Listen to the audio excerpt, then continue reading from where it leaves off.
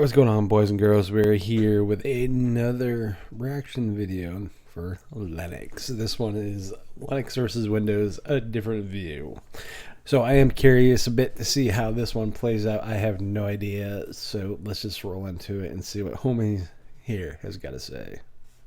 After updating my Linux system, I thought it was about time I updated my Windows system as well. Yes, my machine dual boots Windows 10 and Linux Mint 18.1 with the Mate desktop, with each operating system on their own separate solid-state drive. I seldom boot into Windows, usually just update it when I have some download allocation left at the end of the month as far as the ISP is concerned. As this is often the sole reason that I start Windows, I usually keep an eye on it so I can reboot into Linux when it's done.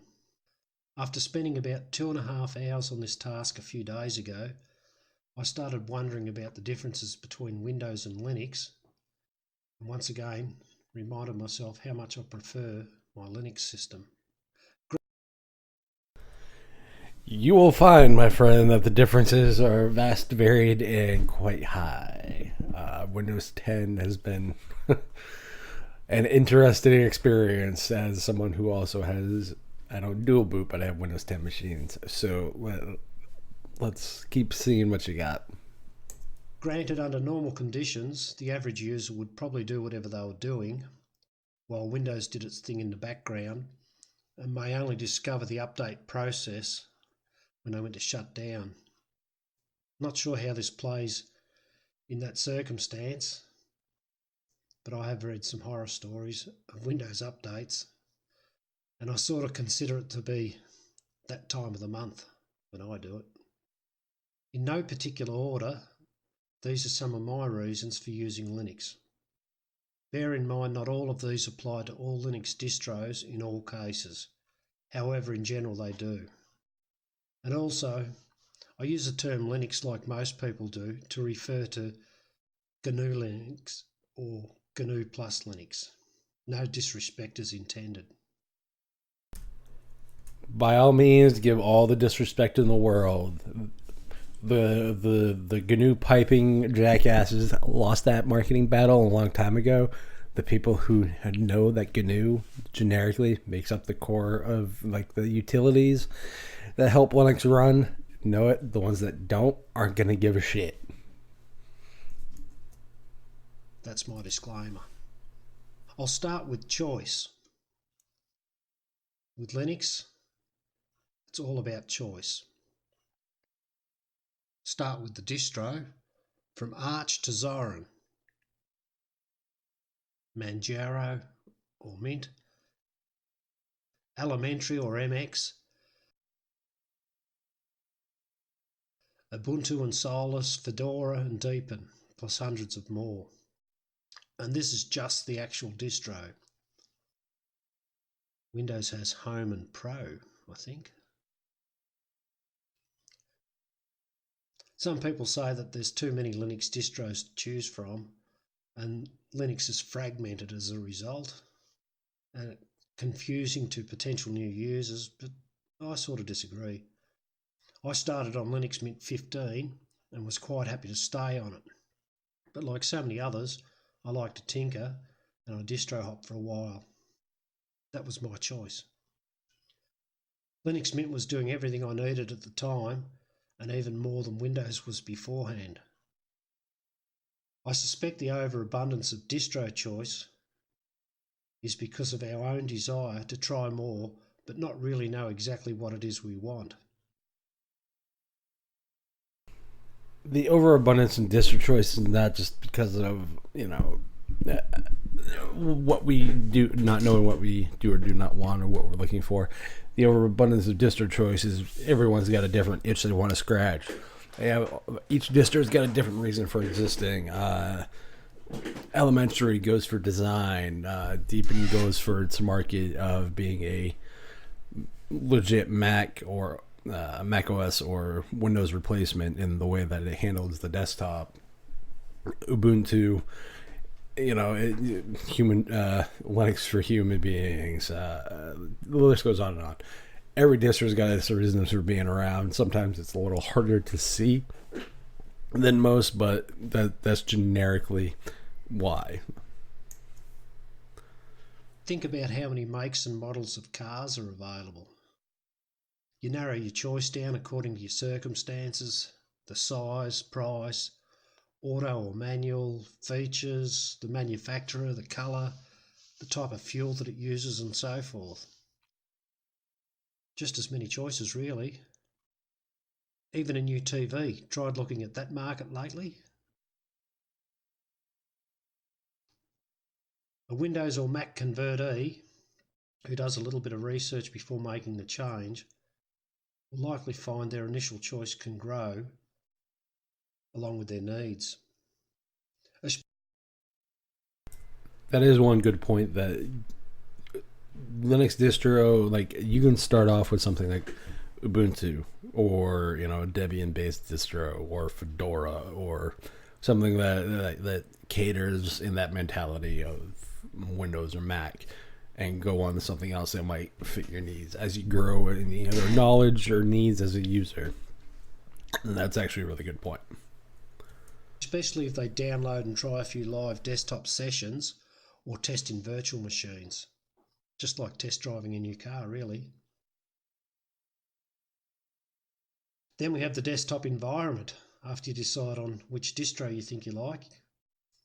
Mate or Mate, XFCE, Cinnamon, Budgie, KDE, and many others, and some I still haven't heard of. There's plenty of choice there.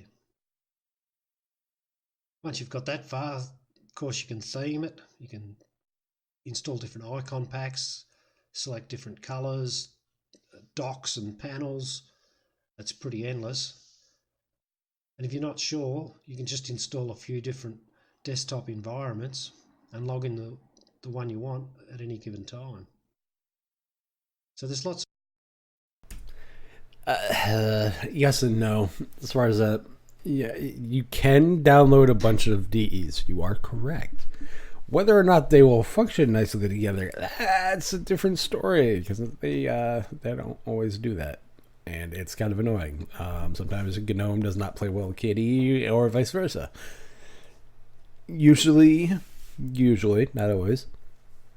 If the toolkit is what it like, Enlightenment plays fine with GNOME, because of most of the window dressing in the libraries and that kind of stuff really don't conflict with the GTK stuff. Some of the apps actually rely on the GTK stuff.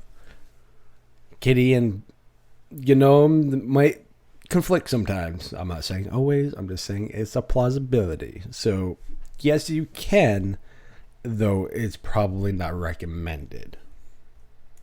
Lots of choices, and you can mix and match to your heart's content. Try doing that with your next car purchase. Oh, I'm sorry, but that model doesn't come with manual gearbox or with those colours. Yeah, we've all heard that before. The next item I want to cover is cost. It's pretty much a no-brainer, because most Linux distros, as you're probably aware, are free of any monetary cost. For example, why is cost always a fucking argument? It has its place as a reason. Some people cannot afford the X amount of money that Windows costs. Totally get that. Using the free as a selling point is not always the best type of selling point, because these are people coming from Windows or Mac where it's free, but they know it's not really free. Whereas Linux is free, as in no one company is in charge of it. So it makes it really hard as a selling point to somebody when you don't say there's a Microsoft behind it, there's a Apple behind it. It's just a bunch of dudes on the internet making things work. Like it's a really hard selling point. So I tend to avoid it's free because of that. Might be the case for some people. Usually what I'm going to tell them is, if you find it useful, donate to the project. Donate to the projects that you find useful, the programs you find useful, the distros you find useful. I've donated to Ubuntu, I've bought in Zorin, I've bought in Unix, I have bought in distributions and donated distributions that I use on the daily, or programs and apps that I use on the daily, because I think you have to support the things that allow you to do what you do. And really, that's the key. Example, Windows 10, the Home Edition, in Australian dollars, at the time of this recording, was 225 Australian dollars. That's 156 American dollars, or if you're over in Europe, it's about 140 euros. And Windows Pro in Australia is $339, 235 in US dollars, and 211 for our friends over in Europe. Of course, Mac only comes with the hardware, pretty much. So maybe consider making a donation to your favourite distro, or purchase a product they sell, or contributing to the product in some way. It's good for everyone. Thank you. That point is lost on so many people. And sometimes it's lost on even the developers of the projects. Contribution is not just code. Contribution can be money. Contribution can be documentation. Contribution can be translations. Contribution can be things like working on the copyright of your site. And I don't mean like the actual like copyright legality crap. I mean like if your language is not natively English and you are trying to put English text together, might be a good idea to have somebody that speaks the language natively do the writing or the cleanup of the writing so that it makes sense. I've done it. It works. It's different ways to contribute to projects. Developers, it's not just code. Updating. The bane of my Windows existence. Forced or free will? With Linux, you choose what and when to suit you. Oh, and by the way, your whole system gets updated, not just the operating system. Firefox, your Office suite, and any other software you install from your distro's available software all gets updated. Pretty neat or what? Next is what I call one disk or one USB install. Pretty much once you've decided which distro you want to try or use, you download it, which is usually between about 1 or 2 gigabytes. Burn it to a USB or a DVD.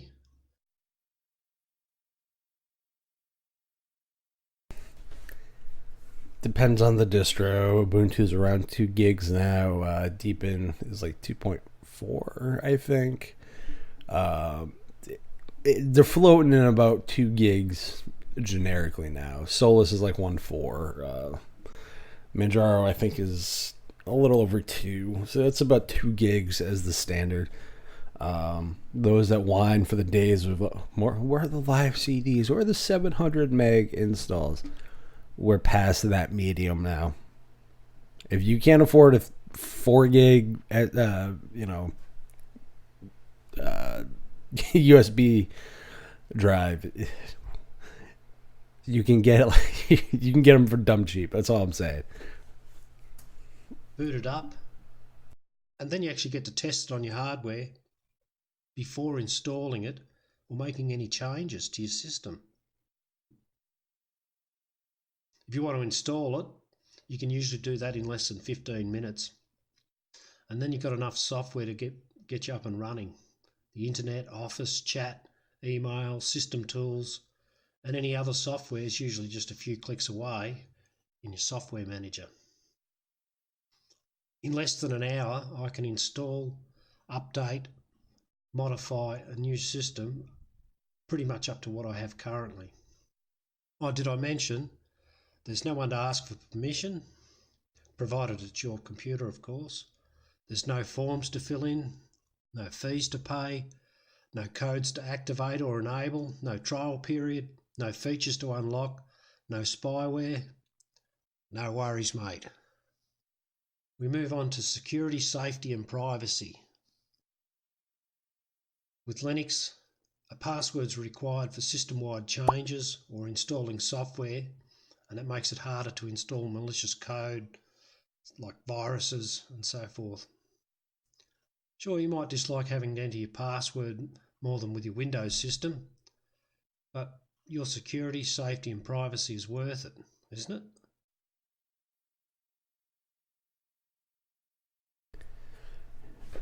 The thing that's nice about, and this is going to sound off when I say this, is you control the security on your system. Whereas Windows, you kind of do, but not really. At the end of the day, Microsoft determines pretty much everything about your Windows system. And that's annoying as shit. So Linux, well, yeah, oh no, I have to input my password. It gives you a lot more granular control on how you view security, how you want your system to be secure. You want a hardened kernel, use a hardened kernel. You want to use a SE Linux, or do you want to use AppArmor? Do you want to use, UFW, or take your pick? Yeah, there are so many different ways you can secure your system, whereas Windows is whatever Microsoft decides.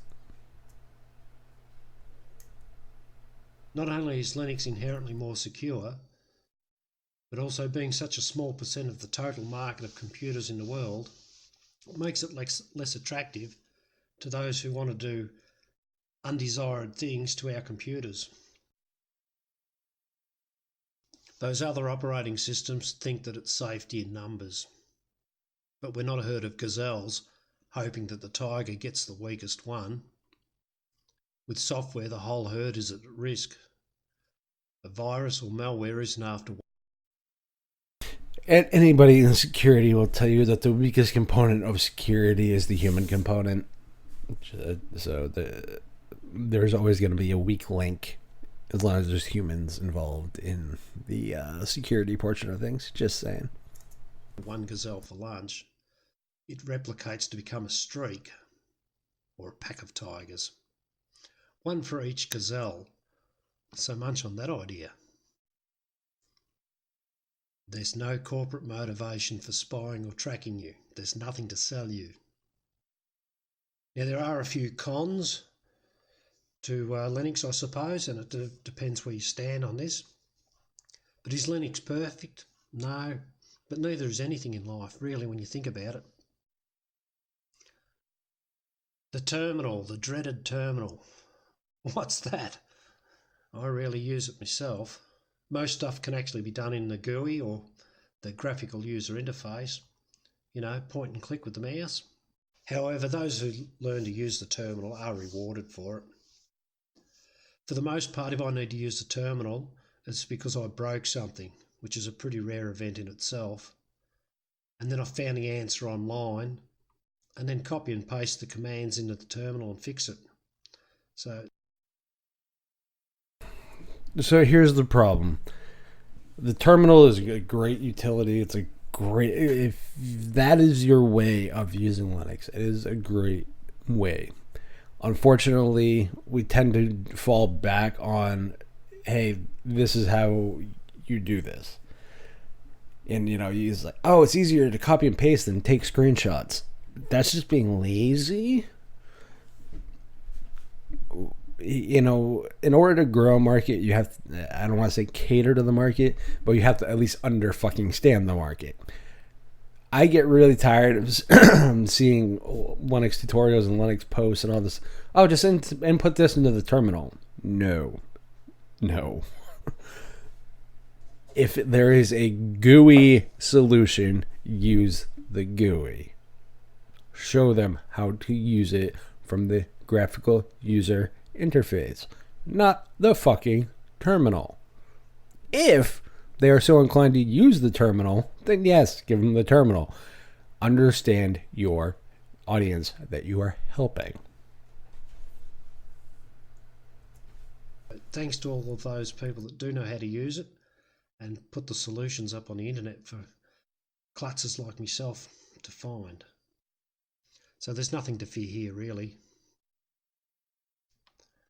Another one you might consider a con is just simply the names.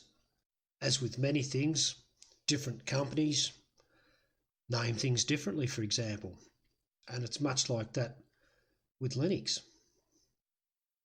Much of what other operating systems use is in Linux also, but it just might look or function differently or simply have a different name. For example, the taskbar from Windows becomes the panel, and C:\\, your C drive, becomes /SDA, and so on. It's not that hard to learn. Right-clicking pretty much does the same thing in Linux as what it does in Windows, for example.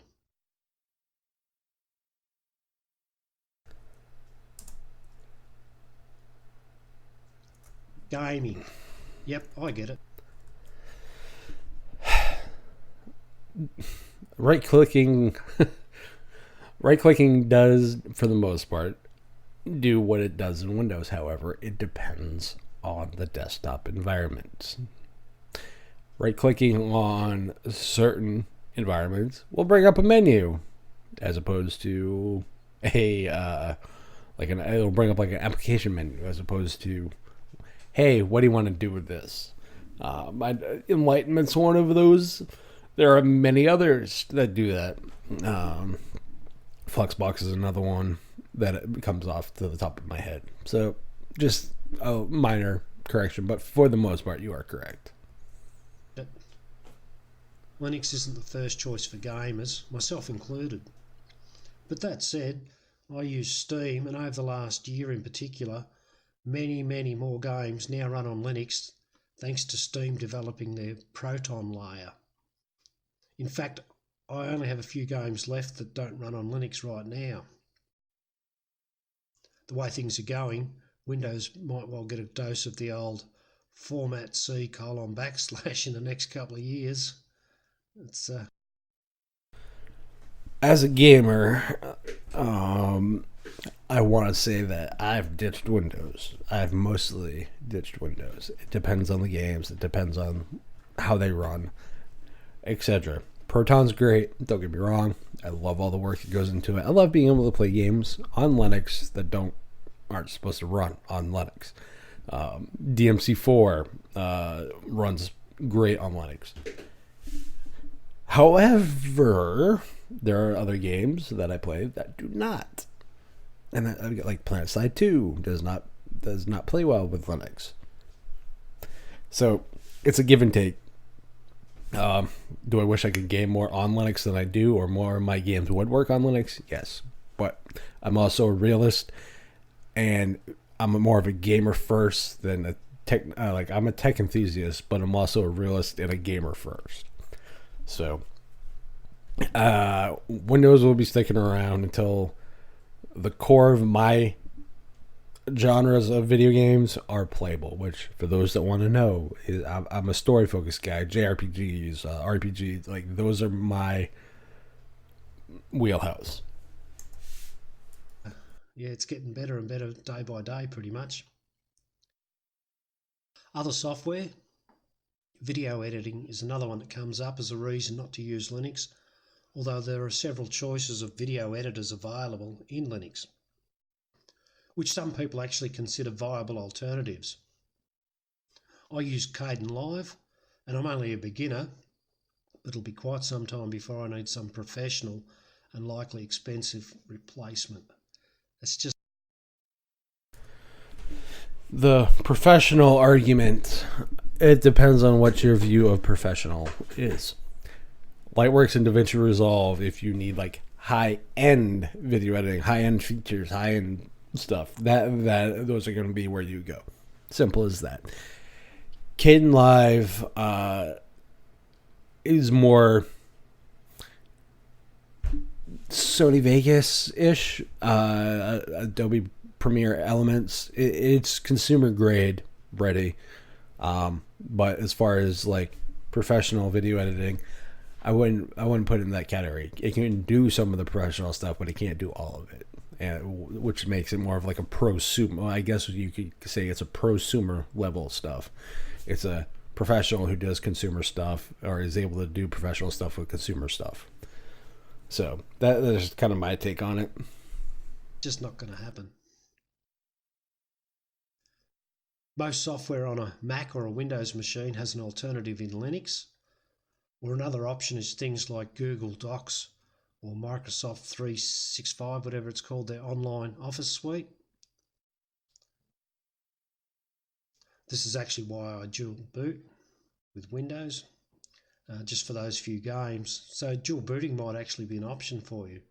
And it also gives you time to learn while still allowing you to have a little relapse if you really need to.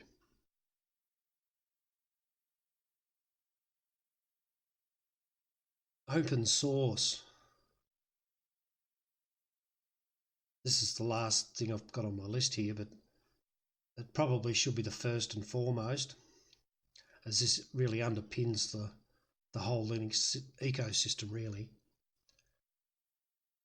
Community driven, not for profit or corporate greed for shareholders, and developed by passionate people who like to use it for themselves as well.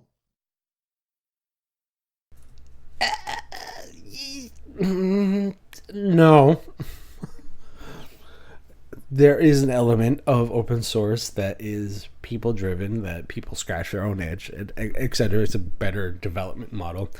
I'm gonna disagree. A lot of the Linux, specifically, we'll look at Linux, like the kernel. That is not so much personal people who love doing it. It's people who are paid to do it by a lot of companies. So they all have selfish motivations. It's just there's one dude that says "fuck your motivations. I'm doing this for me," and that's Linus or Kurt Cage. But that's neither here nor there. So I wouldn't say that it's developed by a system of passionate people. I'd say it's developed by a lot of companies too. Just like the contribution of what companies do now and what actual coders do that are just like drive-by coding for the kernel, or companies do more than the drive-by coders.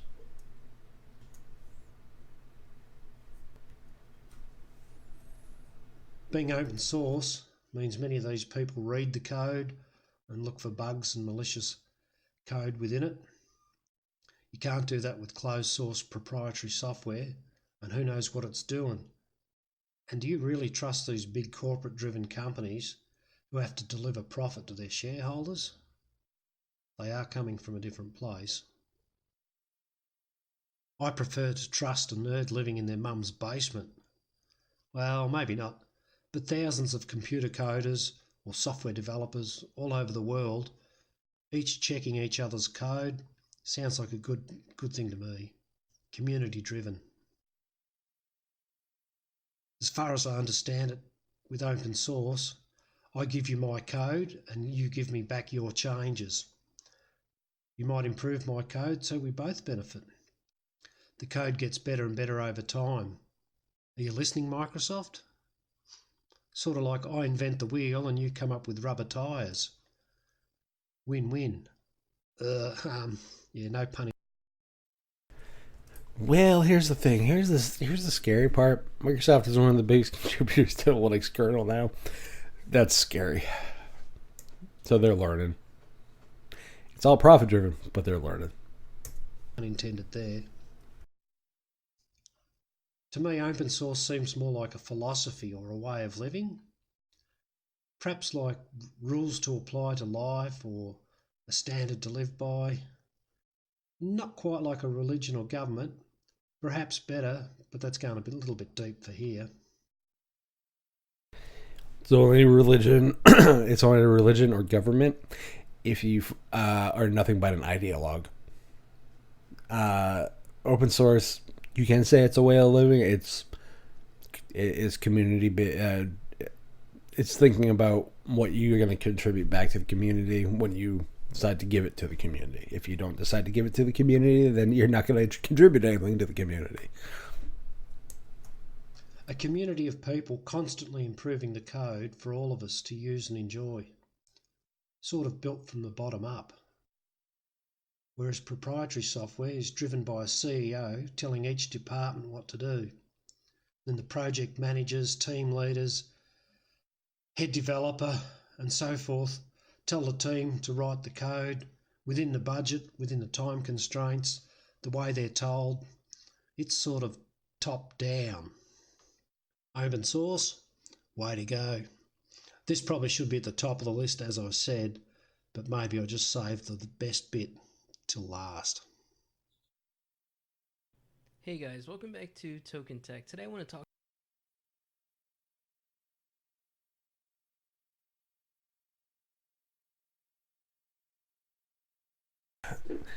All right, so that decided to jump into another video apparently.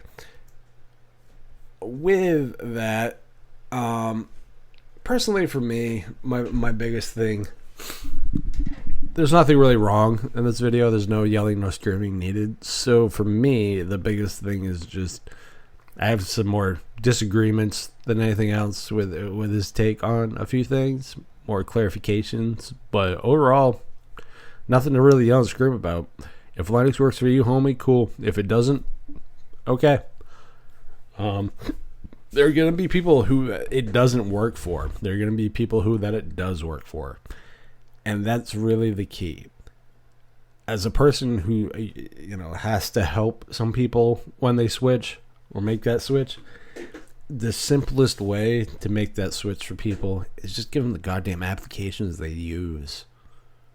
And in order to do that, just give them the applications that they're going to use on Linux on their prior OS. Because at the end of the day, it's all about the apps.